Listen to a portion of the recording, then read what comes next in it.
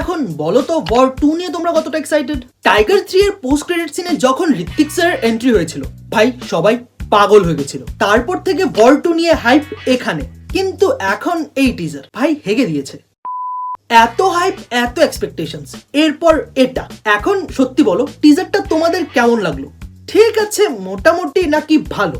No doubt টিজারে যা কিছু দেখানো হয়েছে সবকিছু দারুণ দারুণ, অ্যাকশন সিকোয়েন্স দারুণ, ভিজুয়ালস, আর সব থেকে বেশি দারুণ হচ্ছে Hrithik sir versus NTR sir. কিন্তু এই টিজারে নতুন কি ছিল? টাইম দিচ্ছি, ভেবে বলো। আমি বলছি কিচ্ছু না। তুমি যদি ওয়ার 1 আর ওয়ার 2 টিজার পাশাপাশি চালাও, ভাই অনেস্টলি বলছি তুমি বুঝতে পারবে না কোনটা ওয়ার 1 এর টিজার, কোনটা ওয়ার 2 এর টিজার। যেটা ইনওয়ে বলতে পারো ভালো, কারণ সিকুয়েল, কিন্তু এর মধ্যে নতুনত্ব বা ফ্রেশ ব্যাপারটা একদমই নেই।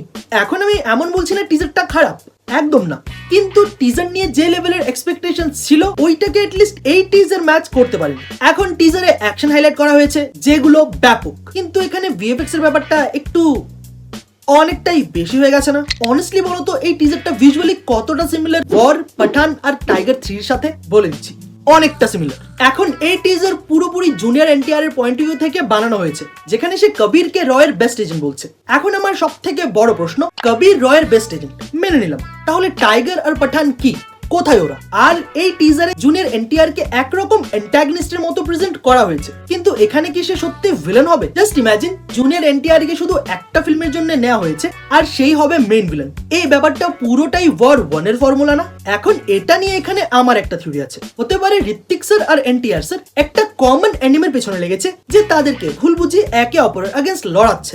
মানে মেইন ভিলেন হচ্ছে এখানে অন্য কেউ, হতে পারে কোনো ডাবল এজেন্ট, যে এই দুজনের মধ্যে রাইভালরি সেটআপ করেছে। এখন পুরো টিজারটা জুনিয়র এনটিআর স্যারের পিওভিতে বানানো হয়েছে, কিন্তু তাও ঋত্বিক স্যার সবাইকে খেয়ে বেরিয়ে গেছে। ঋত্বিক স্যারের এন্ট্রি থেকে স্টার্ট করে তার লুক, তার স্টাইল, তার অ্যাকশন, তার সোয়াগ, একটা মানুষ এতটা হট কিভাবে হতে পারে? আর এখানে এনটিআর স্যারকেও ভালোভাবে প্রেজেন্ট করা হয়েছে, एटलीस्ट করার চেষ্টাটুকু করা হয়েছে। But come on, let's be honest, Ritwik sir কে আগে कोई बोल सकता है क्या? যে টিজারে কিয়ারা আডবাণীকে দেখানো হয়েছে আর এমন ভাবে দেখানো হয়েছে, ওই টিজারে আমি ঋত্বিক স্যারকে নিয়ে সিম করছি। এখন ওভারঅল এই টিজারটাকে নিয়ে কি বলবো, মানে ভালো লেগেছে, আবার এতটাও ভালো না। অ্যাকশন সিকোয়েন্স ভালো লাগছে, কিন্তু সিজিআই এর ওভার ইউজ বোঝা যাচ্ছে। বাট এইটুকু নিয়ে আমি প্রপার শিওর টিজারে নতুন কিছু ছিল না। এই টিজার আর টিজারে যা কিছু দেখানো হয়েছে এক্স্যাক্ট ডিট্টো সেম যেটা ওয়ার 1 এ ছিল, এটলিস্ট টিজারে ছিল। বাকি এখন আমি তো কনফিউজ। বাট হ্যাঁ, তোমরা বলো তোমাদের টিজারটা কেমন লেগেছে। আর যদি এই ভিডিও ভালো লাগে তাহলে লাইক করো, যদি বেশি ভালো লাগে নিজের বন্ধুদের সাথেও শেয়ার করো।